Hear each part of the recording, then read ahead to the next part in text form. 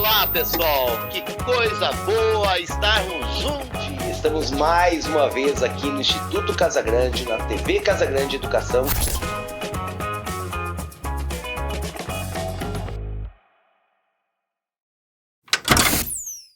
Mais um encontro da Conexão do Saber, TV Casagrande, mais uma temática interessantíssima.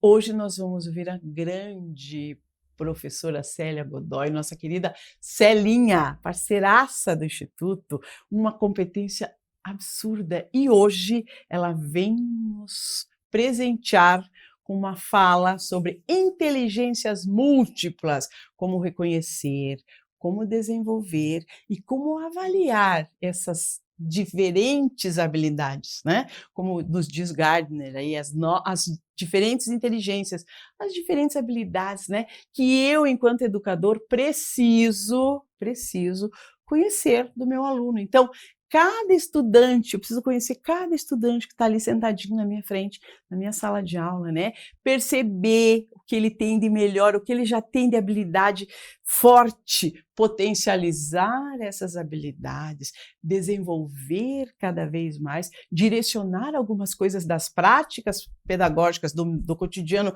do meu cotidiano enquanto professor, educador e gestor da sala de aula, para essas questões do meu aluno, né? Ou seja, melhorar tudo isso. E aí, as inteligências múltiplas nos trazem muitas possibilidades. E a Célia Godoy, hoje, trazendo as inteligências múltiplas e toda a prática de gestão de sala de aula que ela tem, vem com uma conversa maravilhosa. Prepara seu caderninho, porque com certeza você vai anotar muitas coisas para colocar no seu cotidiano. Vamos ouvir? Célia Godoy, doutora em educação, mestre em psicologia social, pós-graduada em metodologia e didática do ensino superior, especialista em supervisão escolar, em orientação educacional e em recursos humanos, pedagoga, consultora em educação. Que tal? E eu tô vendo a professora Celinha aqui, que eu vou chamar, e ela tá linda em duas câmeras. Ela tá assim, total uma youtuber. Menina, tem tanta câmera. Boa noite, querida. Gente, eu tô vendo aqui embaixo a professora Celinha, mais de uma câmera, tudo. Eu falei, mas virou uma professora Celinha influencer mesmo, né? Agora ela está ali, ó, com tudo. Fechei. Sempre. Meninas, boa noite. Boa noite, Isa. Boa noite, prof. Tudo bem com vocês? Olha, estou assim encantada desde ontem ter colado aqui. Não fazendo avaliação dos meus parceiros, mas fazendo considerações sobre a fala de cada um por uma vertente, por um caminho, coisa linda, muito aprendizado, e esse é o nosso destino, a nossa trajetória é contida dessa forma, né? Ela se faz nesse aprendizado permanente. Então, gratidão a você, ao Instituto Casagrande, aos irmãos Renato e Ronaldo, e a vocês, participantes aqui do chat, meu muito boa noite, sintam-se muito acolhidos, e é uma honra estar aqui com vocês hoje, falando junto aos meus pares, que são os nossos educadores, né, os nossos queridos professores. E vou colocar aqui, professora Celinha, os slides, e já vou sair daqui para que você possa aproveitar e fazer aquela aula que nós adoramos. Então, tá bom, minha querida, muito obrigada. Então, boa noite, sejam todos muito bem-vindos. E, na verdade, hoje a fala do professor Carlos, eu anotei várias coisas também, como a Isa, né? Eu achei muito interessante o ponto de vista que ele traz sobre a questão do acerto, desacerto e do erro. E, na realidade, o tema de hoje, ele trata das múltiplas inteligências, a importância de nós, enquanto educadores, reconhecermos, desenvolvermos e avaliarmos diversas habilidades nos estudantes. Porém, ao longo dessa minha trajetória, gente, 51 anos de educação, eu fui aprendendo, e eu costumo normalmente dizer que os meninos moram em mim, os meus estudantes moram em mim. Por quê? Porque por meio deles, através deles, eu consegui efetivamente fazer uma educação capaz de acolher, de não julgar e principalmente de olhar o melhor de cada um. Então, este tema, ele vem complementando, me desculpa, professor Carlos, mas é a ideia que me surgiu, a sua própria fala, de quanto nós, né, historicamente, somos reféns do ensino tradicional, da forma de atuação. Então, professora Celinha Godoy está aqui de coração aberto, trazendo algumas sugestões para vocês. Nada como crítica, muito menos como ideal, apenas como possibilidades, porque se nós aprendemos com os educandos, se aprendemos com nossos pares, é porque estamos abertos para revisitar as nossas ações, os nossos pensamentos e, sobretudo, a maneira que estamos construindo a nossa trajetória. Ao longo desse caminho todo, fui construindo novas ações, revisitando os papéis e, principalmente, com a grande intenção de olhar para cada menino e descobrir em cada um as suas possibilidades, aquilo que ele tem de melhor.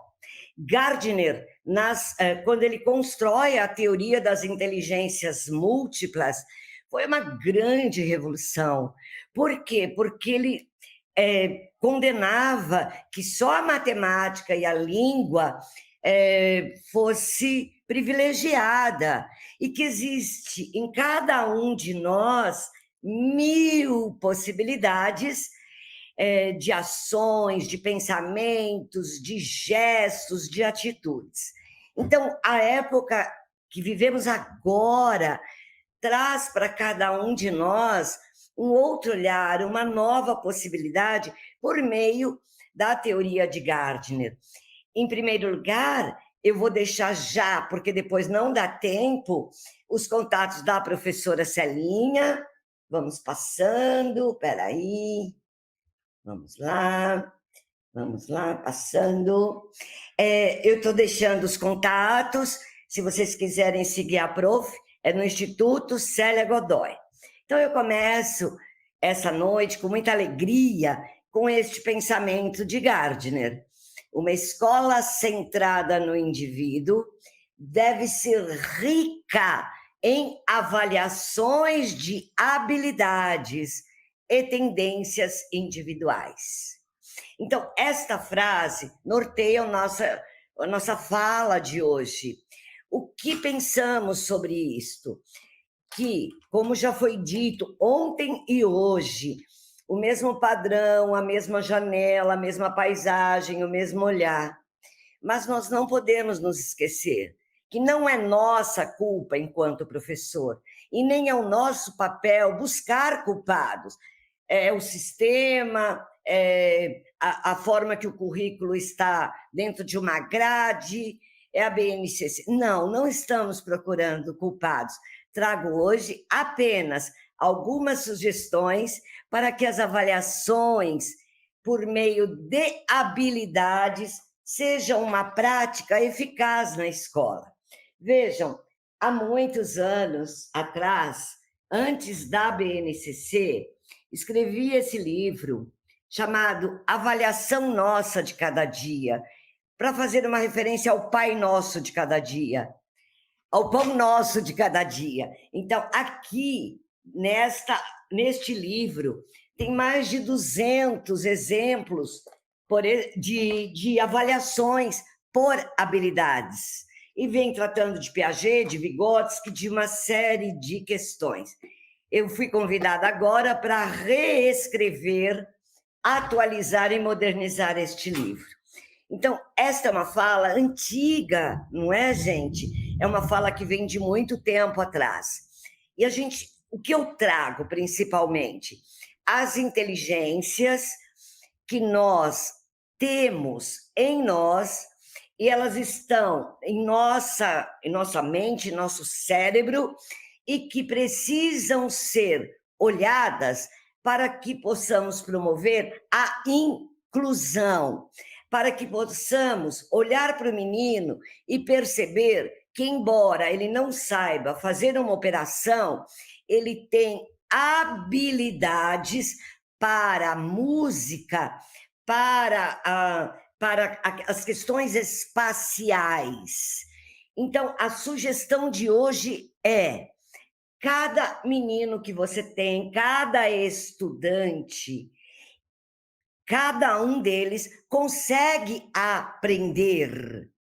Todos nós aprendemos. Mas qual é o nosso papel?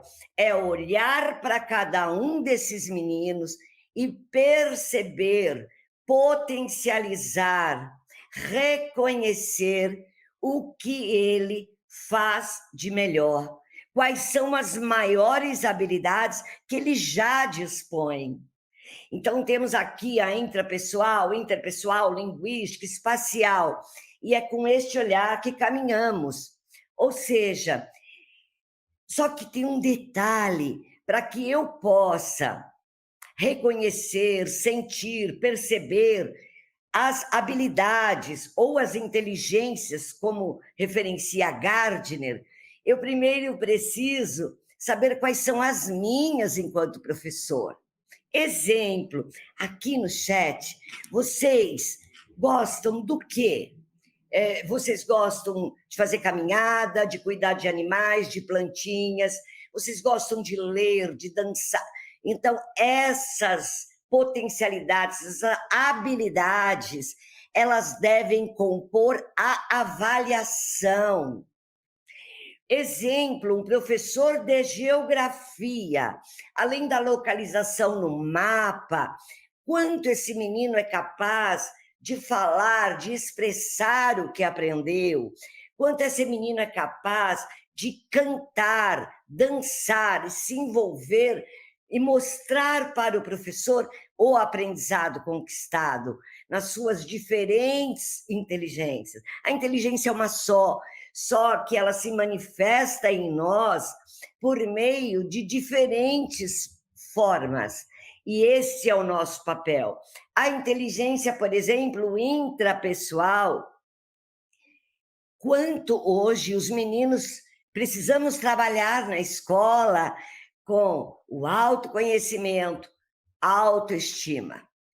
Muitos estudantes que vêm passando por dificuldades, tudo isto é um motivo para que as aulas, essa proximidade, este acolhimento, essa criação de vínculos, faz com que este menino se autoconheça, perceba suas atitudes, assim como os combinados, as regras que ele vai seguir.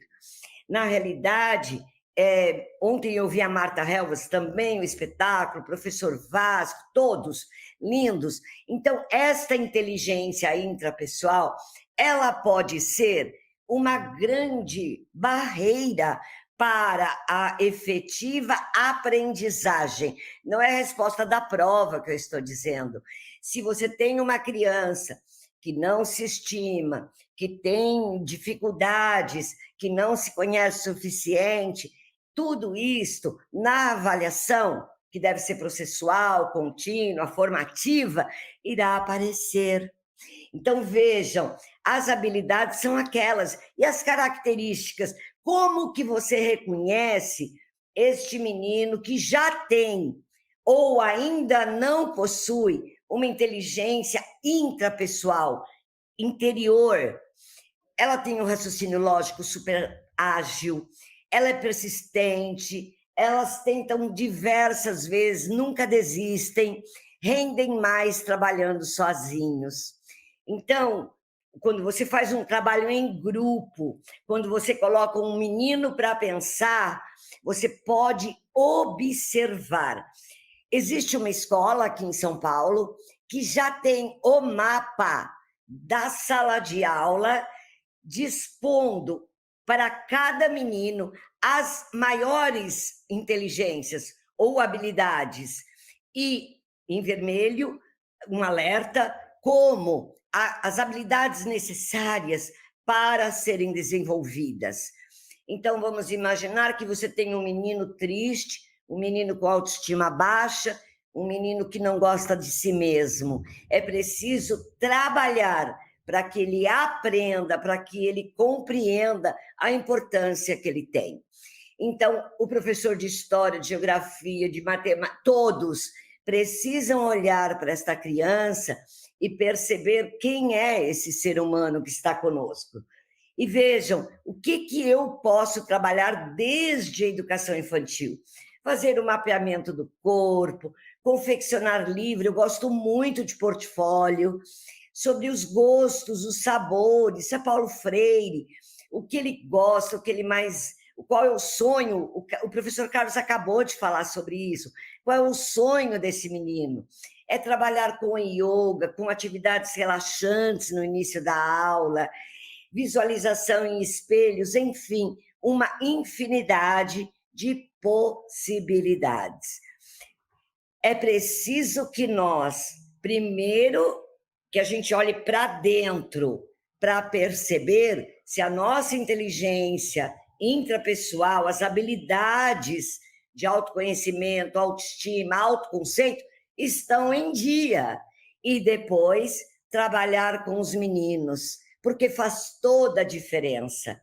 Meninos tristes, acabrunhados, meninos sofridos, aprendem menos, sem vínculo, menos ainda. Então, a inteligência intrapessoal é fundamental nos dias de hoje. O que mais? Temos também, aqui eu trouxe um exemplo de mapeamento de corpo. Aqui, a criança se reconhecendo, se gostando, se vendo, isso é imprescindível. Eu vou em muitas escolas fazendo assessoria, mentoria, e raramente encontro espelhos nos banheiros. E é muito importante que tenha também na sala de aula. Lógico que não numa posição baixa, porque senão eles podem bater, quebrar. Mas é imprescindível que haja, para que haja esse reconhecimento. Hoje em dia também, no início das aulas, tem muitas pessoas, muitos educadores têm trabalhado com o yoga, com alguns passos, movimentos do yoga. E assim, infinitamente, pote dos sonhos, pote dos sentimentos, para que a saúde mental dessa criança esteja bem e a nossa também, não é isso? Bem, a inteligência já interpessoal, a inteligência das relações, dos afetos, das crianças que têm um dinamismo para fazer amizade, que são envolventes, que são meninos que adoram conversar, que adoram fazer amizade. Só que essa inteligência, ela não é conquistada só na escola, ela não nasce na escola, ela vem lá da família, desse acolhimento, desse diálogo interativo com a família, com os pais, porque ela nasce no seio familiar. Essa inteligência interpessoal, onde o menino se sente valorizado, onde ele tem um papel efetivo. Então, é muito importante também trabalharmos com as famílias. Vejam, quais são as características dessas crianças. São crianças falantes, que adoram viver rodeados. Você vai falar de um evento, ele diz, eu vou, eu faço. Adoram ser ajudantes do professor, gostam de jogos cooperativos, interativos, e demonstram já, desde o início, características de liderança.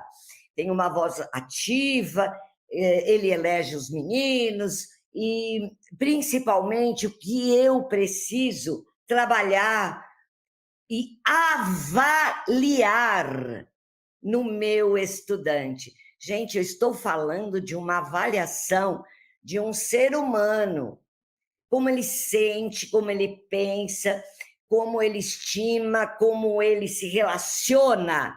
Eu não estou falando de conteúdo conceitual, procedimental, mas eu estou falando de atitudinal. que está lá na BNCC também. Então, vejam, projetos em grupo, aulas expositivas, eles gostam de ouvir, trabalhos, pesquisas, entrevistas. Isto é para ser avaliado? Sim. A avaliação não é num papel ou num tablet. A avaliação é a postura dele, o envolvimento dele com o mundo que o cerca. São jovens, são crianças que estão sempre envolvidos em relações, fazendo amizades, defendendo amigos e criando uma perspectiva de amorosidade com o outro. Celinha, mas isso pode ser avaliado? Sim, isto pode. Por quê? Porque uma criança que não tem ainda essa habilidade, essa inteligência interpessoal, ele precisa ser convocado, ele precisa ser convidado a fazer parte, para que ele se sinta pertencente, para que ele se sinta convidado a fazer parte. Ele tem que ser resgatado, é preciso esse olhar de cuidado. Muitas crianças são isoladas na escola, eles não se relacionam bem, às vezes no recreio eu observo, e o que eu vejo, gente? Vejo crianças lá no cantinho, crianças sem amigos. Então, o papel da escola, Paulo Freire já dizia, a escola é lugar de gente, lugar de fazer amigos. Então, é muito importante, porque assim a intrapessoal será melhor construída, quando ele se sente envolvido, amigo. Mas, Celinha, eu sou professor de história, o que tem a ver? Muito a ver. Você pode pedir um trabalho em grupo, mas ele pode ser rejeitado no grupo. Então, é preciso que a gente consiga construir momentos de empatia, de envolvimento, de cooperação, para ele se relacionar com os amigos. Então, vejam, aqui tem milhões, né, de possibilidades. Vivências lúdicas, pedagogia de projetos, combinados de regras, atividades em conjunto. O boneco amigo eu gosto muito, é o mascote da educação infantil, que vai para casa, a família cuida junto, fica no final de semana. Isso ajuda muito nesse trabalho da relação interpessoal. Desenho, pintura compartilhado, ter um animal de estimação, enfim, fazer troca de brinquedos, somente na educação infantil, que o egocentrismo ainda é muito presente. Então, isto tem a ver com avaliação? Tem a ver com avaliação. Porque eu não posso avaliar, já foi dito isso, eu não quero repetir, já foi dito que avaliar não é uma prova, não é um conceito, já sabemos, mas o que eu tenho que fazer? Eu tenho que sentir, eu tenho que perceber, eu tenho que reconhecer os avanços, as conquistas, e tenho principalmente que colaborar, que cooperar para que este menino faça da sua trajetória escolar um motivo de alegria, de conquista e de reconhecimento do seu valor.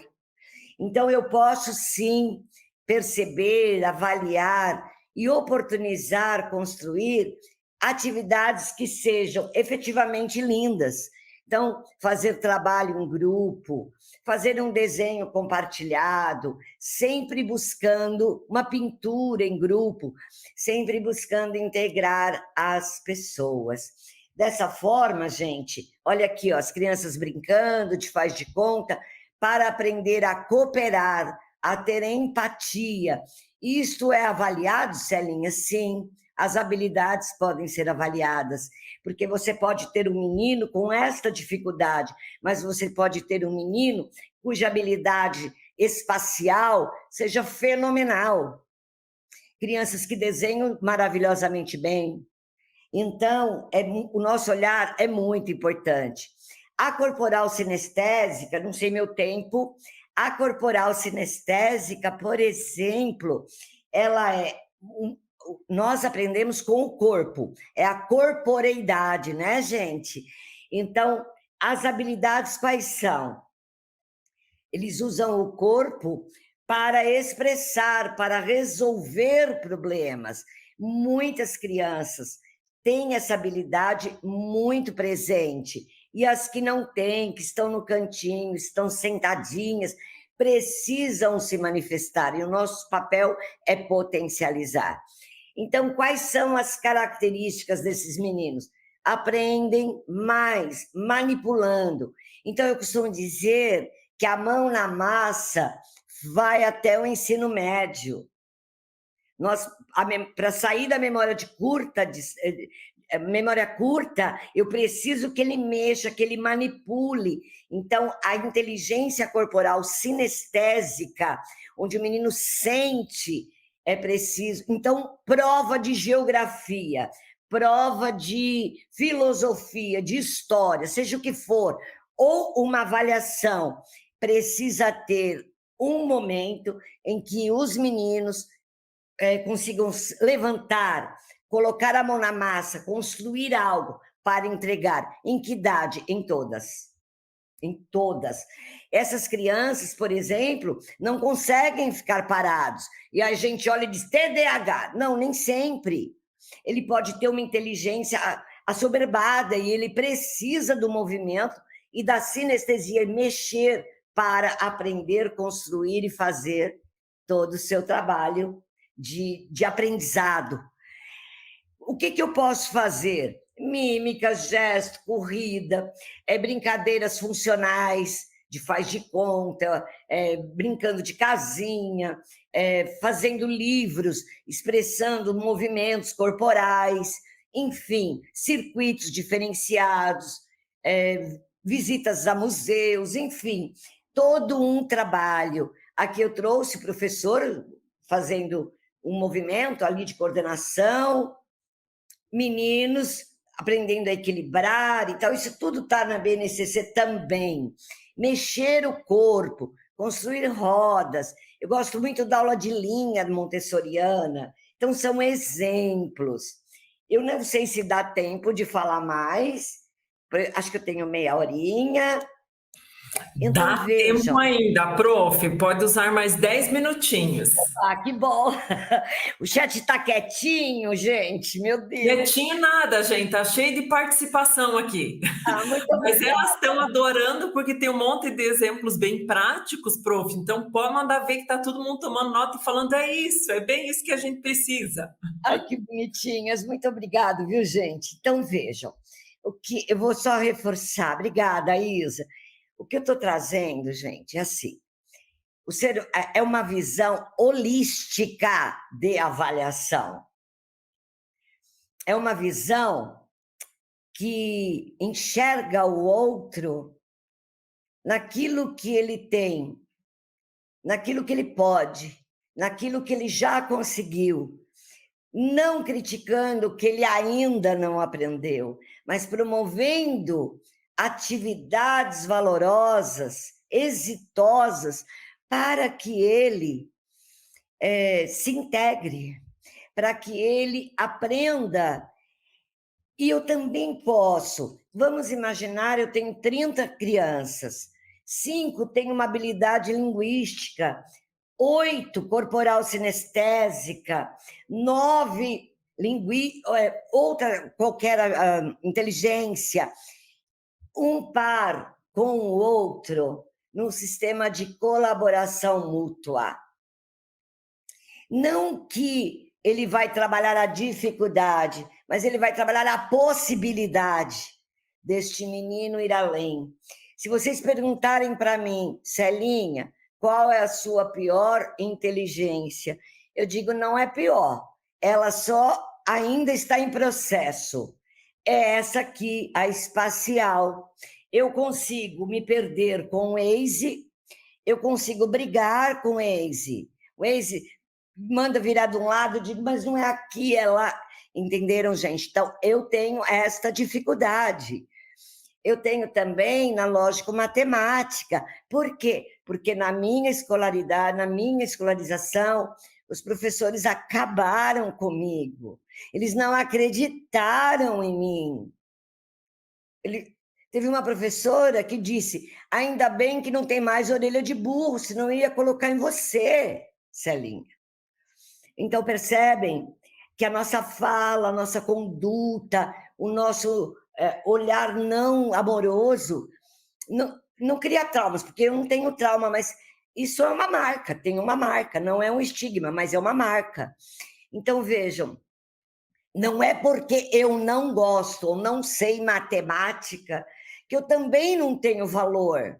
Não é porque você, professor, tem uma dificuldade intrapessoal de não autoconhecimento, não é por isso que você não tem valor. Você tem valor. Cada um de nós tem o seu valor. E isto é avaliar de maneira holística uma criança, com todas as suas formas de expressão, com todas as suas possibilidades. E o que eu faço com os meninos que ainda não têm? Eu procuro potencializar. Nem todos serão escritores, alguns serão cantores e está tudo bem. Outros serão bailarinos, está maravilhoso. A obsessão obsessiva, a obsessão gigantesca pelo vestibular, pela prova, pela nota, tem nos dado transtornos mentais, gente. Então, eu estou pensando numa escola que reconhece o melhor de cada um e que essa avaliação holística, o meu menino, não é que eu vou pegar as competências e dividir pelo número delas e dar uma nota. Não, mas eu tenho que reconhecer o que ele consegue, o que ele já sabe. Então, a inteligência espacial, as habilidades, gente, são incríveis, né? Percepção de forma de um objeto é o núcleo central. Olha para o objeto, consegue abstrair e reconhecer, representar. Então, ele percebe detalhes. O quadro está torto. Ele percebe nuances do mundo físico, a posição dos objetos, percepção do... Olha, aqui tinha uma árvore, a árvore sumiu. Transformações que o espaço sofre. Então, vejam, tudo isso, vocês devem ter muitos meninos lá. Características, como... Deixa eu ver se eu falei as habilidades. Falei. As características... Não falei, não. Falei. Então, vamos lá. Características dessas crianças. Eles usam mapas com facilidade, se localizam, geralmente não batem em carteiras, eles desenham divinamente bem, são incríveis com desenho, montam quebra-cabeça com uma facilidade incrível. Ele consegue antecipar jogadas em jogos de tabuleiro, xadrez, etc. Geralmente são os artistas plásticos, né? E são extremamente observadores. Na realidade, se fôssemos pensar em estilos de aprendizagem, eles seriam visuais, altamente visuais. Então, veja, o que eu posso construir com eles? Fundamental, mapa conceitual e mapa mental, desde a educação infantil. Então, por exemplo, na educação infantil, eu construo o mapa mental com um copo d'água. Ao redor dele, eu coloco tudo o que faz alusão ou desrespeito à água. Posso trazer um patinho, eu posso construir um mapa com objetos concretos. Então, é muito importante, porque isto ajuda na memorização e na atenção da criança, que Marta ontem colocou divinamente. Posso pedir, solicitar ilustração de histórias, utilizar multimídias, para que ele fale sobre o que aprendeu, mostrando as evidências das suas das suas conquistas. Então, é muito importante esta habilidade, organização de gráficos, blocos lógicos, principalmente, dá uma olhadinha na BNCC, que traz à tona a questão do tamanho, da cor, do peso, da medida, principalmente a questão da classificação e da seriação, que precisam ser trabalhadas, porque é o modo que o mundo se organiza, não é? Então, trazer mapa, trazer jogos de encaixe, desenho de vivências, modelagem, jogos de estratégia, carrinhos de rolimã, sucata, aula de linha de novo. Você tem que observar, identificar se esta criança tem essas habilidades, se ela tem essa inteligência espacial, porque faz parte do aprendizado. Então, trouxe algumas sugestões aqui, ó, a criança desenhando, né? Ela é novinha, mas tem já uma estrutura de desenho capaz ali, ela já está na fase pré-esquema 2, então, é uma criança com inteligência espacial, trabalhar muito com mapa mental e mapa conceitual. Gente, por que não pedir para o seu menino fazer um mapa do aprendizado sobre relevo? Isto é uma prova incrível. Incrível. Aliás, você pode dividir, vamos voltar para a prova. A sua prova pode ter uma questão da língua, linguística, ela pode ter para discriminar formas, espacial, pode ter também um mapa mental. Gente, olha isto, é uma prova libertadora. Libertadora. Ela não vem atrelada a fatos e a meros conceitos. Ela traz a possibilidade de pensar, de refletir sobre o aprendizado. Evidente que tem crianças que não farão X questão, mas ele terá em algum momento, ele vai manifestar o seu conhecimento, seja em qual habilidade ou qual inteligência for. Nenhuma é menor do que a outra. Todas estão no mesmo nível, no mesmo patamar, não é isto? Aqui, olha, trabalhar com trilhas, com N coisas. E, vejam, são crianças que precisam, quando você fala em TDAH e ele sai correndo, você tem que ter um canto para que ele faça desse espaço um momento ali de foco. Então, prestem atenção, inteligência espacial é fantástica, sem ela não temos direção, sem ela não nos movemos pelo mundo, né? Trabalhar com encaixes, trabalhar com caixas de papelão, enfim. E aí a lógico-matemática, rapidinho, porque eu estou vencendo o meu tempo. Lógico-matemática, a minha grande diferença, né? Quais são as habilidades principais? É facilidade de resolver problemas e hoje, a meu ver, a resolução de problemas é o grande insight para a mudança da escola. Quando você dá uma situação, problema e pede para... Não dê opinião, dê sua opinião, nunca peça isto, mas você vai pedir para que ele resolva uma situação onde tem contexto, cenário, onde tem pessoas envolvidas. Então, é uma pessoa que usa muito a razão e tem um raciocínio muito dedutivo e indutivo. Ou seja, ele pensa, revisita, reconstrói e avalia, dando resultados. Não é só as 4 operações, viu, gente? E não é resolução de problema da mamãe foi à feira, é resolução de problemas para a vida, porque a vida requer de cada um de nós que sempre estejamos resolvendo problemas diários.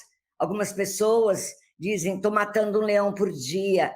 Eu digo, não, estou simplesmente olhando para um desafio com amor e carinho, porque esse desafio me fará melhor, me fará maior. E eu sinto que hoje a inteligência lógico-matemática, embora o sistema vai cobrar 1000 coisas, que ela precisa ser desenvolvida por meio de brincadeiras, de jogos, e, inclusive, lá nos anos finais do ensino fundamental, que ela seja revisitada para questões também sinestésicas.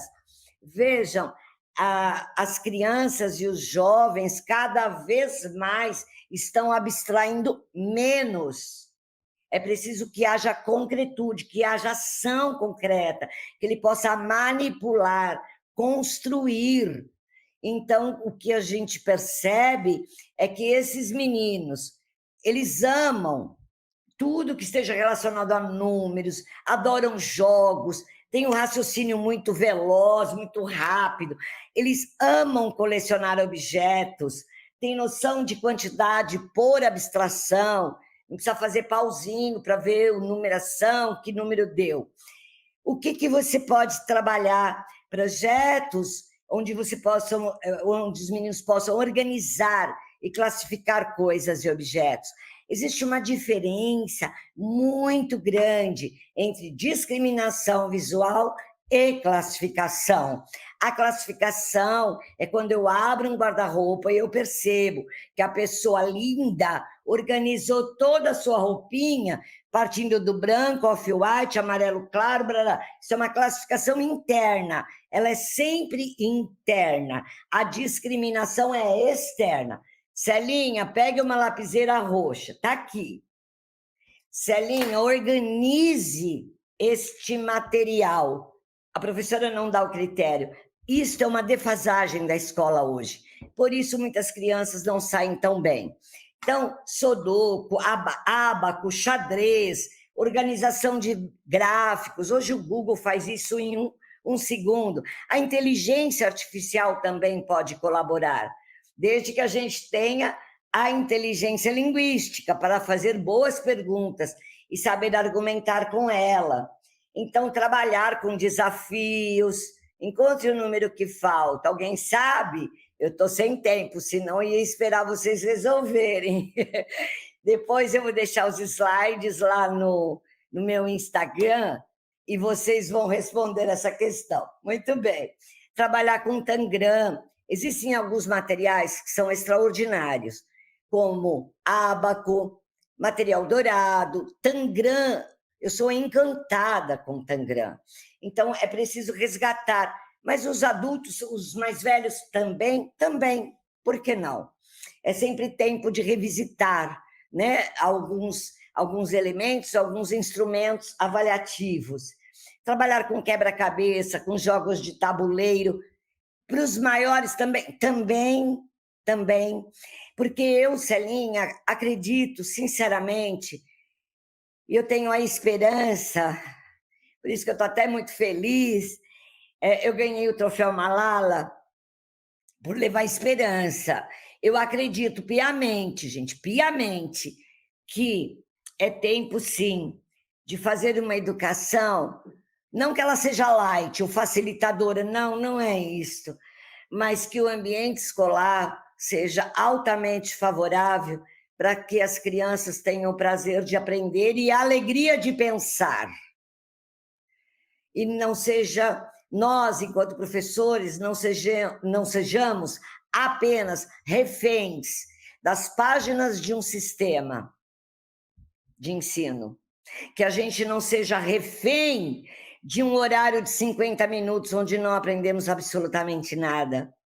Talvez, eu não sei se eu vou ter tempo para ver, porque eu vou fazer 70 anos este ano, mas o que eu acredito é na possibilidade desse novo olhar, dessa quebra de paradigmas, onde a avaliação holística, por meio dessa teoria de Gardner, possibilite que eu enxergue em cada um o que ele tem de melhor. Pare e pensa, quando você pegar a sua sala, olha para o menino e diz, qual é a inteligência que ele se destaca, que ele já dispõe? Tenta pensar nisso. Depois vocês me contam, tá bom?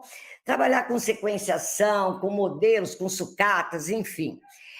Trabalhar, isso eu amo demais, eu chamo de matemática funcional. Trabalhar o livro do cotidiano. Então, o número do calçado, da camiseta, da altura, as marcas do relógio, a temperatura, os materiais diversos, as cores dos alimentos, tudo isso ajuda, colabora para o desenvolvimento de uma boa matemática.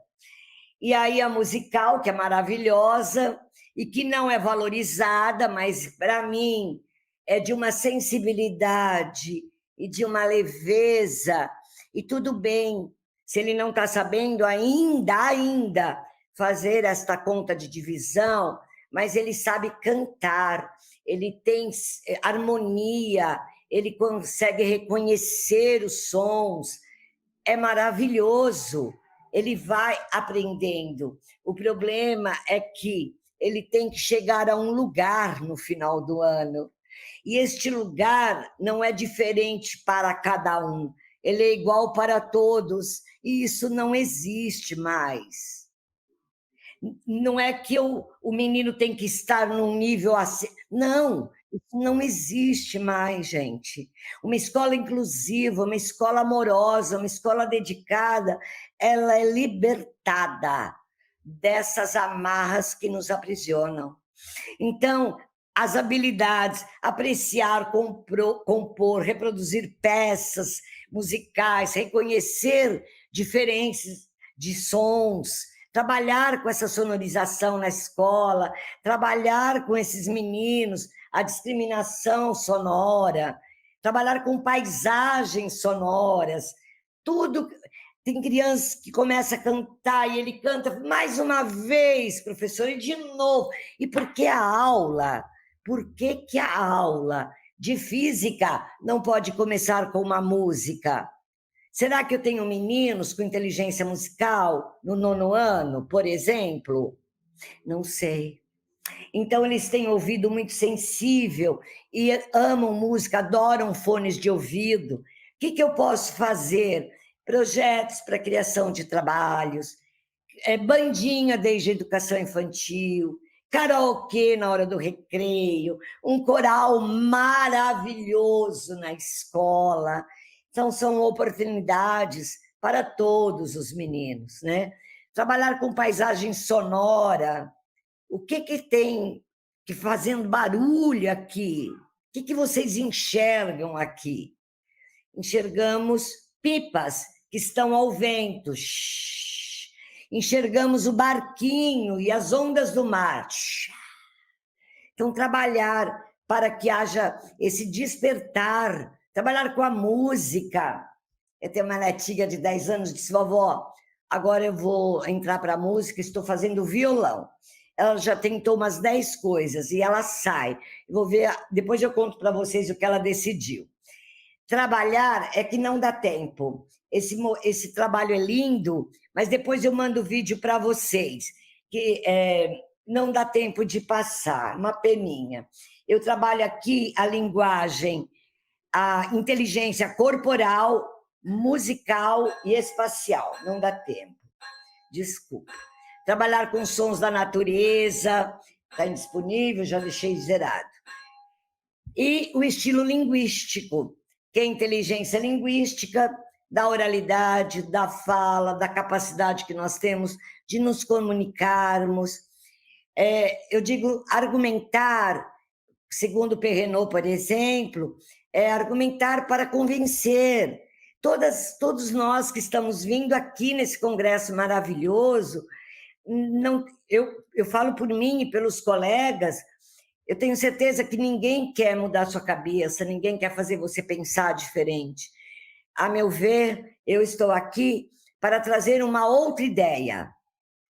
E se você sair desse minuto comigo, olhar para o seu menino e falar, deixa eu ver o que a Celinha pediu para fazer, nossa, o Joãozinho, olha, ele tem essa habilidade fantástica, essa inteligência, e o fulano também. Então, perceber e a sua avaliação, ela tem que apresentar esta forma de leitura que você efetua.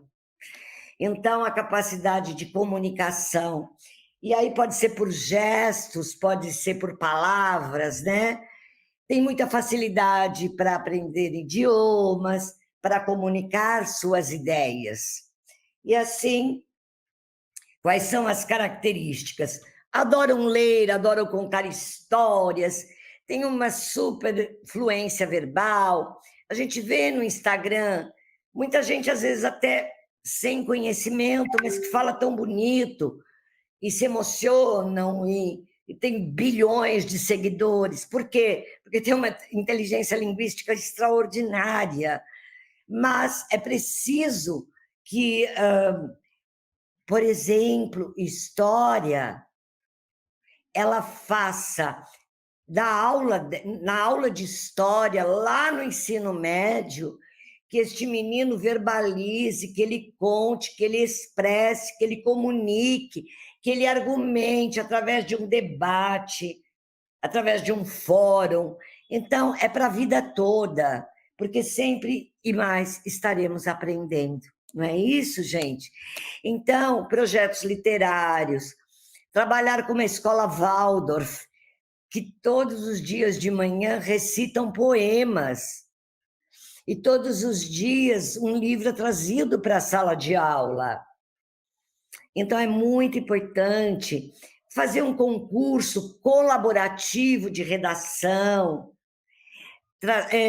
fazer leituras, indicações, para que esses meninos aprendam a amar essa leitura, trabalhar com as letras, com jogos de letras, trabalhar com rodas de conversa, com os pequenininhos. Gosto muito do trabalho que eu desenvolvi na Natura, chamado Tertúlia Literária, onde reunimos pais para discutir um pequeno capítulo de um livro, sobre o que ele achou, o que ele aprendeu, o que ele mais gostou. Tertúlia literária, fazer em sala de aula. Enfim, trabalhar com teatro, com mímicas e gestos. Que linda essa imagem, gente! E para finalizar, trabalhar com letras e imagens para associação, discriminação visual, enfim. E a naturalista, vou só trabalhar falar sobre ela. Não vou falar da existencialista, vou fechar com ela. A inteligência naturalista, que foi a última inteligência que Gardner pensou e trouxe, a inteligência dos envolvidos com causas ecológicas, com crianças que amam a natureza e amam os animais, e que têm uma capacidade muito grande de cuidado, de amor à natureza. E quando eu digo essa inteligência, não é só sobre plantas, sobre a fauna e a flora. Eu estou falando de uma ecologia sistêmica que acontece na escola. Quando eu cuido da minha carteira, quando eu cuido do papel jogado no pátio, quando eu planto, ensino as crianças sobre como se dá a evolução, como eles constroem uma horta, qual a importância dos vegetais. Eu vi essa semana, eu fiquei encantada com uma escola aqui pertinho de casa. Os meninos colocam a mesa, os meninos colocam os suplás, os meninos colocam uma plantinha na hora da refeição, todo um cuidado, toda uma beleza, um encantamento em prol, porque nós somos o mundo, a sociedade é o nosso reflexo, não é, gente? E quais são as características? Eles procuram entender como as coisas funcionam, percebem as mudanças do tempo, exploram os ambientes, adoram sair para passear, por isso o estudo do meio é antigo, mas é importante. São muito sensíveis às questões do ambiente. Eu fiz um trabalho com a professora Lucília Panicet, e com o Dr. Edson, o marido dela. E ele contou no programa que eu fazia, Interação, do CIESP, ele disse que uma criança pisou numa lagarta. E aí a professora disse, nossa, você matou a lagarta. E a criancinha do lado disse, não, professora, ele impediu dela virar borboleta. Olha isso, a sensibilidade desta criança. Nunca esqueci disto. Trabalhar com aulas experimentais, trabalho de campo, feira de ciências, zoo, fazer trilhas, plantar árvores. Então, veja, nós somos seres humanos incríveis. Mesmo que a gente não tenha, eu não disponho de todas as inteligências, mas ser reconhecido naquilo que você já gosta, naquilo que você sonha, naquilo que você faz, torna o mundo melhor, sem dúvida nenhuma. E a avaliação é este processo de perceber tudo que o menino já faz, tudo que ele conhece, tudo que ele ama fazer, para que ele possa se disponibilizar a aprender mais, aprender junto, aprender com o outro. E assim, a avaliação formativa por habilidades compete a nós, quando percebermos que está em defasagem, que é pouco desenvolvida, reformular atividades para que o aluno trabalhe essa inteligência. Para quê? Para que ele possa se aprimorar, para que ele possa potencializar as suas habilidades. Então, esta avaliação por habilidades, ela quebra o paradigma da formalidade, do modelo, de tudo que temos vivido. É uma outra possibilidade, abrirmos a nossa mente para que todas as áreas do conhecimento e os componentes curriculares possibilitem este aprendizado. Verifique a possibilidade do menino, não é? Então, terminamos. Todos somos capazes de conhecer o mundo através da linguagem, da análise lógico-matemática, da representação musical, espacial, da música, do uso do corpo para resolver problemas ou para desempenharmos certas atividades, da interação com a natureza, da compreensão de outras pessoas e, fundamentalmente, da compreensão de nós mesmos. Eu costumo dizer que a educação é maravilhosa e que eu vejo a esperança nela e que cada um de nós tem algo de tão incrível, de tão mágico e de tão maravilhoso, que eu não quero focar no problema e eu não quero buscar culpados. Eu quero que a gente tenha a grandeza de reconhecer o que ainda cada um de nós precisa aprimorar, precisa aprender, precisa reconhecer, para que desse modo a gente possa espalhar sementes do bem, a gente possa fazer da escola um lugar de efetiva aprendizagem, sem traumas, sem culpas. É preciso soltar as amarras, romper as barreiras, para que a gente tenha a nobreza, a dignidade de fazer da escola, por meio dos nossos ensinamentos e das nossas aprendizagens, fazer do mundo um lugar melhor. Sem tanto mimimi, sem tanta crítica, sem tanta reprovação, porque todos nós somos capazes. Hoje eu estou aqui, amanhã, como ontem, eu estive no chat, aprendendo. Essa é a beleza da vida. Fiquem bem. Eu espero que tenha feito de alguma forma sentido para vocês. E aí, pessoal? Gostaram? A Célia tem uma experiência ímpar, né? Quantas citações aí, quantas possibilidades de materiais ela nos trouxe, né? Tenho certeza que saiu com uma listinha boa para colocar em prática na sua sala de aula. Beleza? Se você quiser saber mais, conhecer mais temáticas, olha aqui esse link que está passando aqui, são os cursos digitais do Instituto Casagrande. Entra lá e dá uma olhada. Quantas possibilidades nós temos que com certeza vai te ajudar na tua prática pedagógica de gestão de sala de aula. Beleza? Tchau, gente!